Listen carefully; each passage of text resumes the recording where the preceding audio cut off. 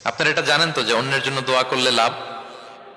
জানেন জানেন আপনি যদি এক ভাইয়ের জন্য দোয়া করেন যে আল্লাহ সে অসুস্থ, তুমি তাকে সুস্থ করে দাও, ফেরেশতারা বলতে থাকে আল্লাহ যিনি এই দোয়াটা করলেন তার কোনো অসুস্থতা থাকলে আগে তুমি তাকে সুস্থ করে দাও।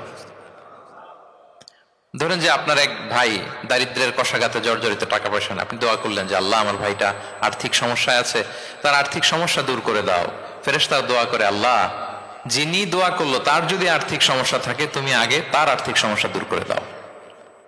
সুবহানাল্লাহ সুবহানাল্লাহ বিহামদি।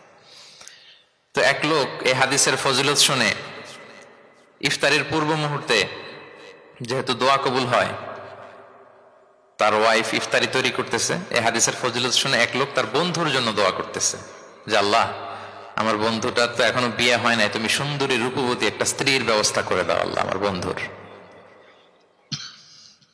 এই দোয়া শুনে তার স্ত্রী তো রেগে মেগে আগুন, সেই ইফতারি টিফতারি রেখে দিয়ে এসে বলে এই এত বড় সাহস, কি দোয়া করো এসব উল্টাপাল্টা।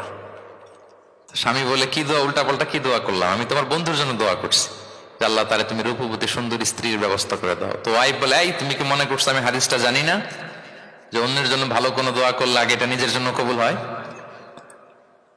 সুবহানাল্লাহ। দেখেন ইসলামের বিধান কত সুন্দর। আপনি অন্যের কল্যাণ কামনা করলে এটা এই কল্যাণ ফিরে আপনার দিকে আসে আগে। সুবহানাল্লাহ। তো ওই বেদুইনের এটা জানা ছিল না, সে এসে দোয়া করতেছে আল্লাহুম্মা আরহামনি ওয়া মুহাম্মাদা ওয়া লা তারহাম মা'ানা আহাদা, আল্লাহ তুমি শুধু আমারে রহম করো আর মুহাম্মদ সাল্লাল্লাহু আলাইহি ওয়াসাল্লামের রহম করো, আমাদের দুজনের সাথে আর কাউরে রহম করো না। রাসূল ইসলাম তাকিয়ে বলেন হায় রে, একটা প্রশস্ত বিষয়কে সে সংকীর্ণ করে ফেললো। আফসোস করে বলতেছে, কারণ আল্লাহর দরবারে রহমের কি কোনো ঘাটতি আছে বলেন তো? আল্লাহর দরবারে রহমতের কোনো কমতি আছে? নাই।